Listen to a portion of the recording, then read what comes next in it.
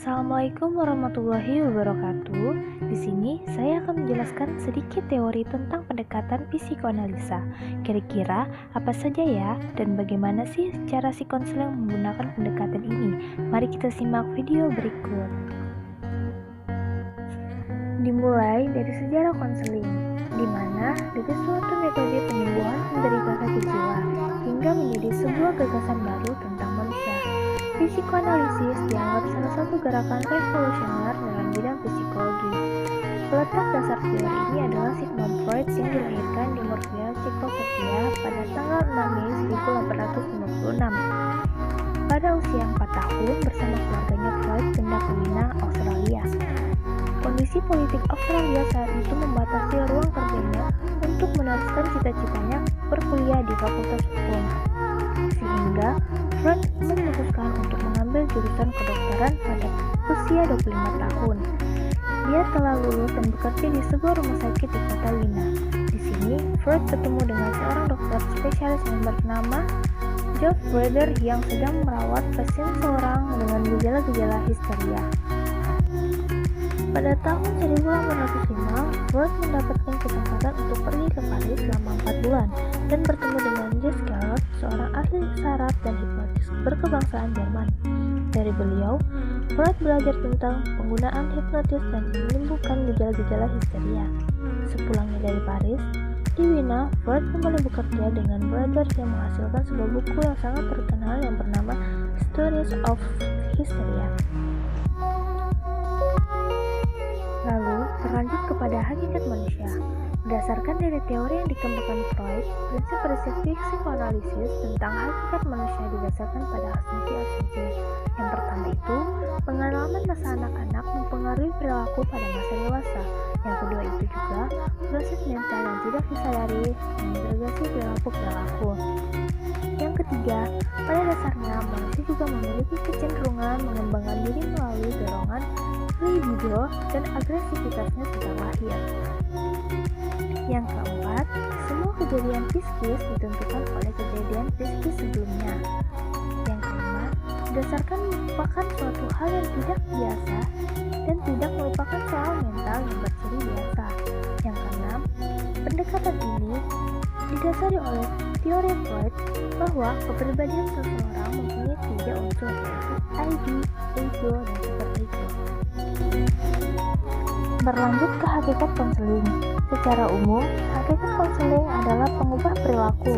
Dalam pendekatan psikoanalisis, hakikat konseling adalah agar individu mengetahui ego dan memiliki ego yang kuat, yaitu penempatan ego pada tempat yang benar, yaitu sebagai pihak yang mampu memilih secara rasional dan menjadi mediator antara ID dan superego. Konseling dalam pandangan psikoanalisis adalah sebagai proses edukasi terhadap ego yang lebih realistik dan rasional. Konseling pada proses untuk membantu individu menyadari ketidaksadaran. Proses konseling berarti perubahan dari ketidaksadaran menuju kesadaran. Berlanjut ke mekanisme perubahan. Ada tahap-tahap konseling. Secara sistematis, proses konseling yang dikemukakan dalam urutan face-to-face konseling dapat diikuti sebagai berikut. Yang pertama, membina hubungan konseling yang terjadi pada tahap awal konseling. Yang kedua, tahap krisis bagi klien, yaitu kesukaran dalam mengungkapkan masalahnya dan melakukan transferensi. Yang ketiga, tilikan terhadap masa lalu klien, terutama pada masa anak-anaknya. Yang keempat, pengembangan restensi untuk pemahaman diri. Yang kelima, pengembangan hubungan referensi klien dan konselor. Yang keenam, melakukan lagi hal-hal restensi. Yang ketujuh, menutup dengan cara konseling. Beralih ke teknik-teknik konseling. Ada 5 teknik dasar dari konseling psikoanalisis, yaitu asosiasi bebas. Itu yang pertama, yaitu klien diupayakan untuk menjernihkan atau mengikis alam pikirannya dari alam pengalaman dan pemikirannya sehari-hari sehingga klien mudah mengungkapkan pengalaman masa lalunya.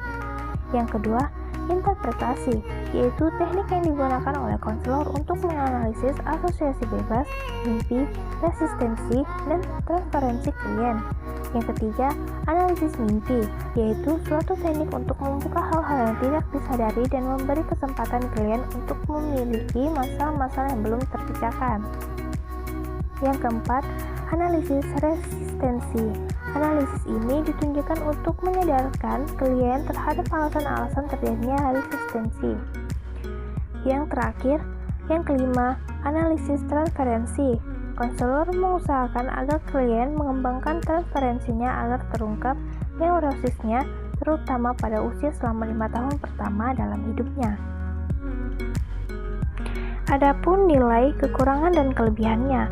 Kekurangannya yaitu yang pertama, pandangan yang terlalu deterministik dinilai terlalu merendahkan martabat kemanusiaan. Yang kedua, terlalu banyak menekan kepada masa anak-anak dan menangkap kehidupan seolah-olah ditentukan oleh masa lalu. Hal ini memberikan gambaran seolah-olah tanggung jawab individu berkurang. Yang tiga, cenderung meminimalkan rasionalitas.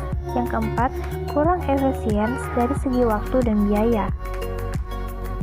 Adapun kelebihannya yaitu yang pertama, pendekatan terapi bicara. Yang kedua, kehidupan mental individu menjadi bisa dipahami dan dapat memahami sifat manusia untuk meredakan penderitaan manusia. Yang ketiga, pendekatan ini mengatasi kecemasan melalui analisis atas mimpi-mimpi, resistensi, dan transferensi. Yang terakhir, yang keempat, pendekatan ini memberikan kepada konselor suatu kerangka konseptual untuk melihat tingkah laku serta memahami sumber-sumber dan fungsi simptomatologinya. Sekian dari penjelasan singkat dari video saya, dan apabila terdapat tutur kata saya yang kurang jelas ataupun cara bicara saya yang kurang maksimal, saya mohon maaf sebesar-besarnya dan saya harap kalian pun dapat mengerti. Wabillahi taufiq wal hidayah. Wassalamualaikum warahmatullahi wabarakatuh.